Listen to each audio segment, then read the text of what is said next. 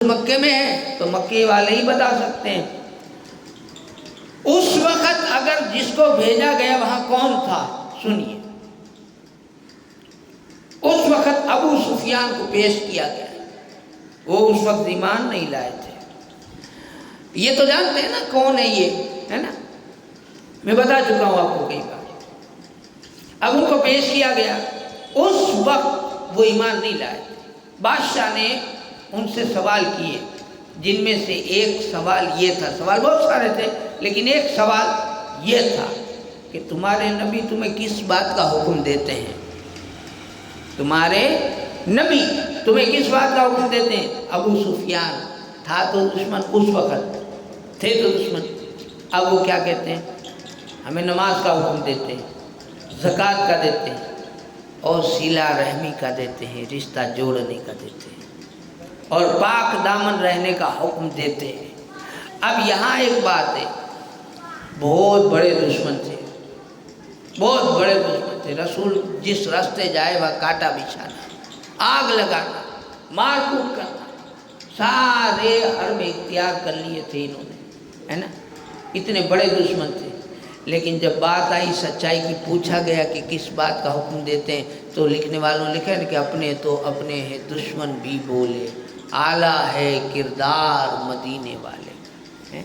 دشمن بھی بول پڑے کہ ہاں وہ حکم تو ہمیں نماز، زکوٰۃ اور صلہ رحمی کا دے، اور زکوٰۃ بھی تو یہی ہے، مدد ہی تو ہے، یہ دیتے ہیں، پاک دامنی کا حکم دیتے ہیں۔ پتہ یہ چلا میرے بھائیوں کہ وہ عادتیں جو اسلام میں پہلے ہیں، قرآن سے، نماز سے، ساری چیزوں سے جو پہلے ہے، وہ رحم ہے، رشتہ داری ہے، وہ ہے آپسی میل جول ہے، آپسی کینہ نہ رکھ کر کے مل کر رہنا، یہ پہلے ہے، بعد میں سب کچھ ہے۔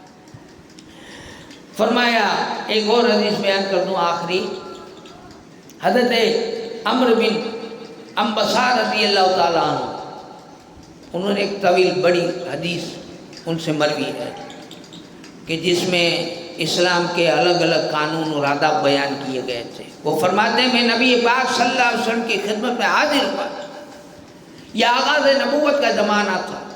میں نے عرض کیا، آپ کیا ہیں؟ فرمایا، میں نبی ہوں۔ میں نے عرض کی، وہ صحابی کہتے ہیں میں نے عرض کی، نبی کسے کہتے ہیں؟ فرمایا، مجھے اللہ تعالیٰ نے بھیجا ہے۔ پھر وہ کہتے کہ میں نے کہا، اللہ تعالیٰ نے آپ کو کیا دیکھ کر بھیجا ہے؟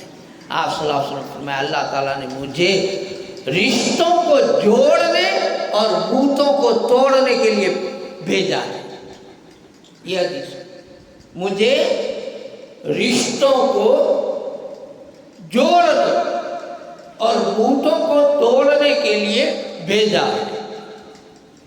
آپ صلی اللہ علیہ وسلم نے فرمایا، اللہ تعالیٰ نے مجھے رشتوں کو جوڑنے، بتوں کو توڑنے کے لیے بھیجا ہے، اور اس بات کے لیے بھیجا ہے کہ اللہ تعالیٰ کو ایک سمجھا جائے، اس کے ساتھ کسی اور کو شریک نہ ٹھہرایا جائے۔ ایک تفصیل اب اس چیز کو سمجھ لیں،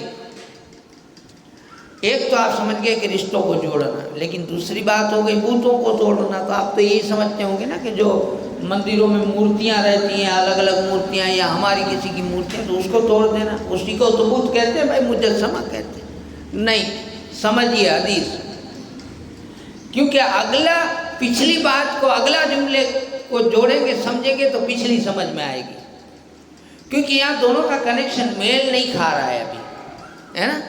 آج کے دور کی اس حال کی میں الگ بھی ترجمہ ہوتا ہوگا، مفہوم میں نہیں جانتا، میں یہ بھی نہیں کہتا کہ میں جو بتا رہا ہوں وہی مطلب، یہ نہیں کہہ رہا ہوں میں، لیکن خاص آج کے دور میں جو مطلب نکل رہا ہے وہ میری نظر میں یہ ہے، اور یہی سمجھانا چاہتا ہوں۔ پہلے کیا ہوا، اللہ کے رسول کیا، مجھے رشتوں کو جوڑنے کے لیے بھیجا ہے، ٹھیک، اور دوسرا کیا کہا، بتوں کو توڑنے کے لیے۔ بت کسے کہتے ہیں؟ ہم نہیں کہتے ہیں،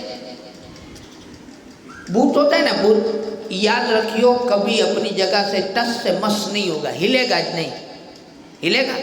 ہم کہتے ہیں اگر کوئی آدمی اگر روٹھ گیا اور اس کو اگر منانے جائیں، چھوٹے جائیں، بڑے جائیں، اچھے جائیں، برے جائیں، مگر وہ سمجھے نہیں، تو ہم ایک جملہ بولتے ہیں اور یہ کہتے ہیں کہ بت تھائی نے ابھو ہے، ہلنو نہیں، ایسا بولتے ہیں۔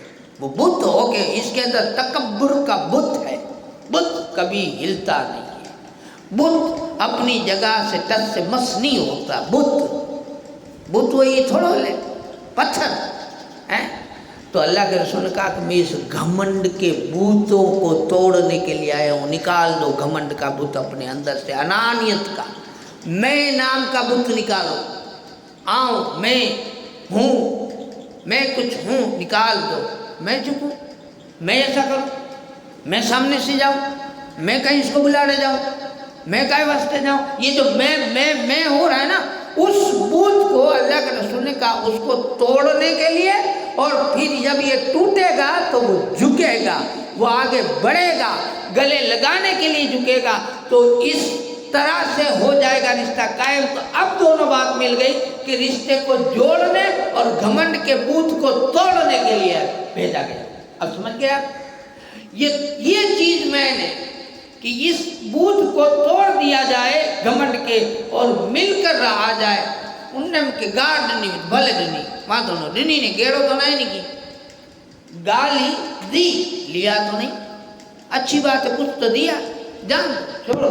اگر اس طرح سے آپ نے دیکھا ہوگا یہ جو کمپیوٹر ہے یا آپ کا فون ہے جس میں سے آپ کافی چیزیں ڈیلیٹ کرتے اب تو فون ہینگ تھے تو فون ڈیلیٹ کری نہ تے چھتا ڈیلیٹ کرو تے چھتا بھی ہینگ تھے، پچھے پاں دکھاڑے لاؤں تو دکان والوں چاہے پاں کے دکان والا ہم کو بولتا ہے، کہتا ہے کہ آپ نے سب ڈیلیٹ کیا لیکن وہ ڈیلیٹ ہوا نہیں ہے، وہ ابھی بھی ریسنٹ میموری میں ہے۔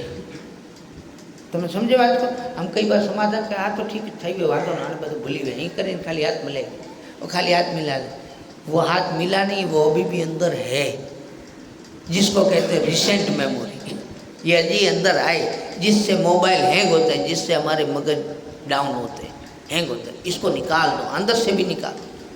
کچرا ہے، آپ ایک جگہ پھینکو، ایک تھوڑا کچرا آج پھینکا، تھوڑا کل پھینکا، تو کچرا وہاں کیا ہوئے گا؟ گندگی جو ہوئے گی نا، یہ دوسرا کہیں ہوئے گا۔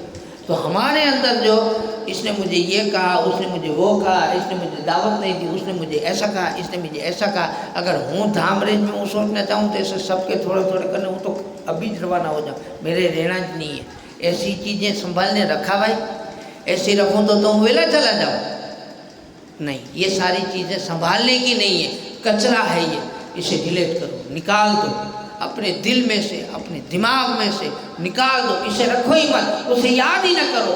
رشتہ داروں کی غلطیوں کو یاد رکھو گے، آپ کبھی ان کے ساتھ صحیح سے خوشی سے بیٹھ نہیں پاؤ گے، کبھی دل میں محبت نہیں آ پائے گی۔ اس لیے کہتے ہیں کہ کینے سے سینے کو پاک کرو۔ یہ کینہ ہے کیا؟ وہی تو ہے جو ہم چھوٹی چھوٹی باتوں کو یاد رکھتے ہیں، بھئی ہے انسان ہے، بھول گیا تو کیا ہو گیا، اسے چھوڑ دو، جانے دو، انسان ہی یہ غلطی کرتا ہے اور کوئی نہیں کرتا، میں بھی تو کر رکھتا ہوں، میں بھی کرتا ہوں نا، آپ بھی جاتا کرتے، جانے دو نہیں۔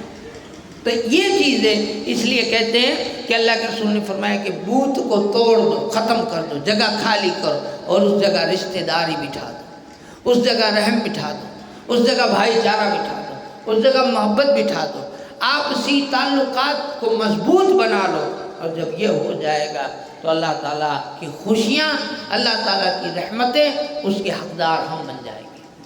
اللہ تعالیٰ سے دعا ہے، اللہ تعالیٰ ہمیں کہنے سننے سے زیادہ عمل کی توفیق عطا کرے، اور اللہ سے دعا ہے رسول اکرم شاہ بنی آدم صلی اللہ علیہ وسلم کے صدقے میں ہماری اس مجلس کو اپنی بارگاہ میں قبول فرمائے، اور جس مقصد کے لیے محفل رکھی گئی ہے اللہ تعالیٰ اس مقصد میں بھی کامیابی عطا فرمائے، اور ہمارے گاؤں میں، ہمارے گھروں میں خوب دین کی برکت عطا فرمائے، خود خوب ایمان اور اسلام کی برکت عطا فرمائے، اور اللہ ہمارے دیش میں امن و امان، چین، سکون، راحت نصیب فرمائے۔